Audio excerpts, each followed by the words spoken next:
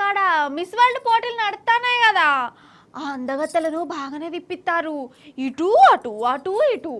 అగో నిన్ననో మొన్ననో వాళ్ళకు దావతిస్తే తిండి ఖర్చు లచ్చలు దాటిందట. ఒక్క అందగత్తకు ఒక పూట ప్లేటు తిండి ఖర్చు ₹1,00,000 అంటే వాళ్ళు వీళ్ళు అనుకుంటా అంటే నా చెవుల పడ్డది. కానీ అదే మీకు చెప్తున్నా, రేవంత్ సార్ అయితే అసలు వాళ్ళను మర్యాదల తక్కువ చేస్తలేడోళ్ళ. సరే చేసుకొని మరి మనోళ్ళకు కూడా మర్యాద ఇయ్యాలనా అద్దా? మనోళ్ళ కడుపు కొట్టి అందగత్తెల కడుపు నింపితే ఎట్లనోళ్ళ? ఇట్లా ఎందుకు అంటున్నా అంటే, ఈ ప్రపంచ అందగత్తెలను అట్లట్లా తిప్పుకుంటా వరంగల్కు తోలుకపోయారు. ఆ లచ్చుడేందో కానీ వరంగల్లో గోసైంది కాదు, వాళ్ళ కడుపు మీద కొట్టుడైంది. నాకైతే పానం కలుక్కుమన్నదాగో, మీరు కూడా చూడురి. వీళ్ళ సంబరం సల్లగుండా ఏందోలై కూల్చుడు కాదు. అందగత్తెలకు చిన్న చిన్న దుకాణాలు కనబడద్దని వాటినే కూల్చుడేందో అసలు.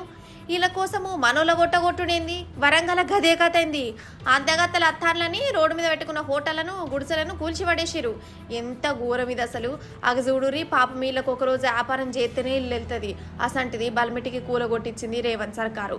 బుల్డోజర్ల తెప్పించి మొత్తమే కూల్చేసిరు. కాళ్ళు మొక్కినా ఇన్లే, ఏడ్చినా దేకలే. అగో పాపం.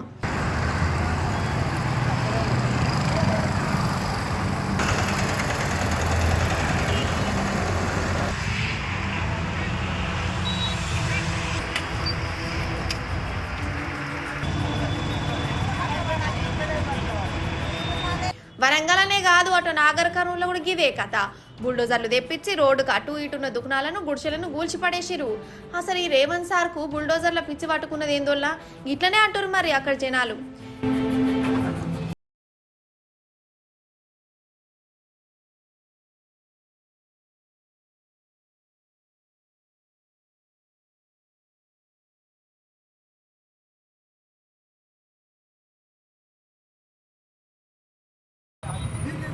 సార్ ఇది పద్ధతి కాదు. ఒక్కొక్క కుటుంబం 4 కుటుంబాలు బతున్నాయి, దాని మీద ఒక 70 మంది 4 కుటుంబాలు బతున్నాయి. రూపాయలు చూపిస్తున్నారు.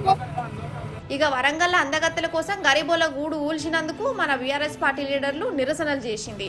వరంగల్ బీఆర్ఎస్ లీడర్లు ధర్నాకు దిగిరు. అసలు గిదేం దిగుమల ప్రజాపాలన, గిదేం బుల్డోజర్ల రాజ్యం అని జర గట్టిగానే అరుచుకున్నారు.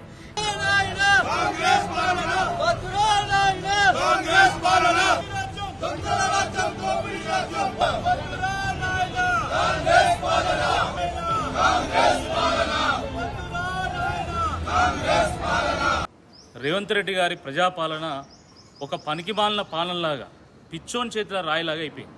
ఎవరైనా ప్రభుత్వ స్థలంలో కానీ, రోడ్డు మీద కానీ, ఫుట్పాత్ల మీద కానీ పర్మనెంట్ స్ట్రక్చర్స్ నిర్మాణం చేస్తే ఆ పేద ప్రజలతో మాట్లాడండి, ఆ చిరు వ్యాపారాలతో మాట్లాడండి, వాళ్ళని సముదాయించండి, వాళ్ళ కోసం ప్రత్యామ్నాయ మార్గాలు చూపెట్టండి, వ్యాపార సముదాయాలు నిర్మాణం చేయండి, స్టాల్స్ నిర్మాణం చేసి లీజ్కి ఇవ్వండి, లేకపోతే ఇంకేమన్నా ఆలోచన చేయండి. కానీ ఉన్న పలంగా వాళ్ళు కనీసం సామాన్లు సర్దుకునేటువంటి సమయం ఇవ్వకుండా వాళ్ళ వ్యాపారాలను వాళ్ళ స్ట్రక్చర్స్ని కూలగొట్టడం ఇది చాలా దుర్మార్గం.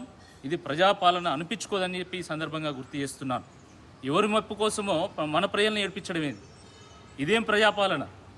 ప్రభుత్వం అంటే బుల్డోజర్ వేసుకొని పోయి కూలగొట్టుడేనా? రేవంత్ రెడ్డి గారి ప్రభుత్వం వచ్చిన దగ్గర నుండి రాష్ట్రంలో ఎక్కడ చూసినా విధ్వంసమే. కాదుల్లా అందగత్తలు మా అంటే ఎంతకాలం ఉంటారోళ్ళ? ఈ నెల ఉంటారు కావచ్చు, మళ్ళీ ఎవరి కాళ్ళు బిస్తరు కట్టుకుని ఓడే కదా. వాళ్ళ కోసం ఈ పర్మనెంట్ జనాలను కొన్ని ఏళ్ల సంధి ఈయనే బతుకులు ఎల్లదీస్తున్న వాళ్ళను రోడ్డుకు వరుడేసేయింది. గిదెక్కడి నియ్యతి? పేదోళ్ళ ఒట్టగొట్టదందుకేనా ఓట్లేసి గెలిపించింది? ఓ దిక్కు రైతులేమో వడ్లు రోడ్ల మీద పోసి కడుపు పట్టుకొని ఎవరు కొంటారా అని ఎదురు చూస్తురు. ఇంకో దిక్కేమో మన సర్కార్ అందగత్తలకు రాచ మర్యాదలతో అంతటి తిప్పుతురు. వాళ్ళ మీద ఉన్న సోయి మన గరీబోళ్ళ మీద, రైతుల మీద లేకపాయే. వాస్తవమేనాగా అదని నేను చెప్పింది. నాకైతే గిట్లనే అనిపిస్తుంది. ఎవరేమనుకున్నా మంచిదే, రేవంత్ సార్ ఎంత కోపానికి వచ్చినా మంచిదే, ఉన్నమాటనైతే గిదే. ఏమంటారు?